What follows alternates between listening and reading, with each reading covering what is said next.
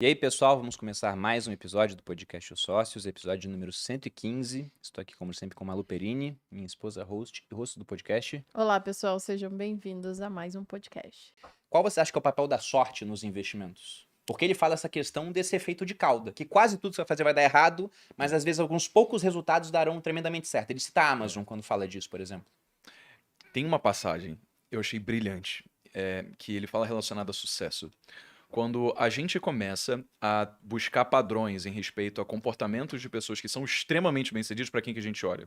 Os maiores bilionários, as pessoas que são no topo da Forbes.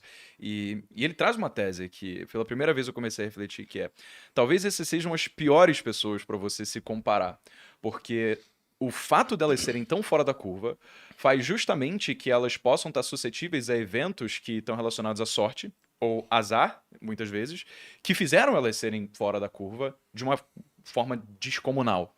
Melhor seria se você conseguisse aproximar um pouco mais da média para pessoas que desviaram do padrão positivamente e, dentro desse grupo de pessoas, buscar os comportamentos que de fato você possa replicar para atingir, porque é como se você estivesse minimizando o papel da sorte e maximizando coisas que você de fato pode fazer com isso.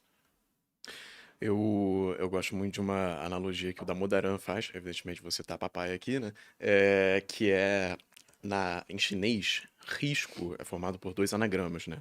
Que é oportunidade e perigo. E aqui, quando a gente fala de risco, normalmente a galera entende o quê? É perigoso. Só que risco também é o que faz com que você tenha um retorno acima da média. Sim. Então, toda vez que você se expõe a algo que é arriscado, você tem a chance de se dar muito bem, mas, em contrapartida, tem a chance de se dar muito mal também. E aí que fica a questão da sorte, né? Claro que você tem uma zona das coisas que você tem sobre controle e das outras que você não tem.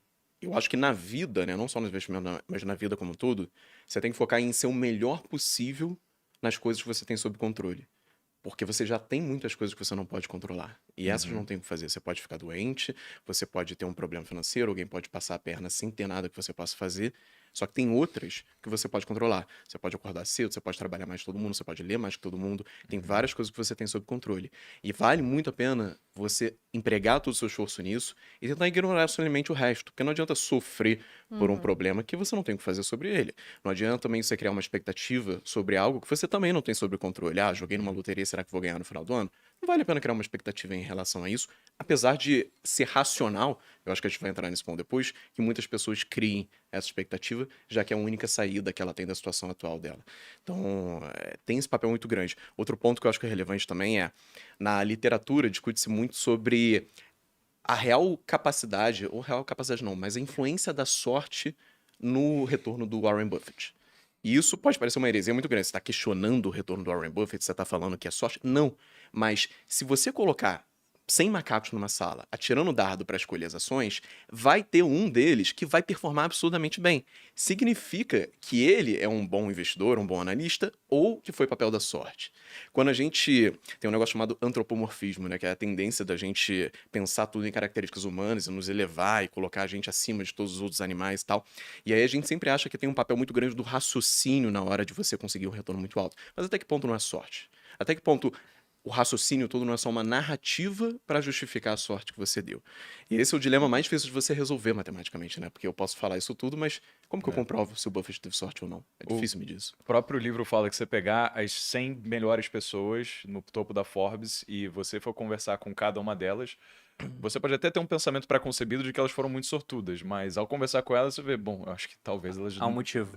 tem realmente um motivo do porquê elas se tornaram também Todas elas maximizaram a zona de controle. Exatamente. Todas elas. Exatamente, cara. Mas tem um ponto muito importante sobre isso.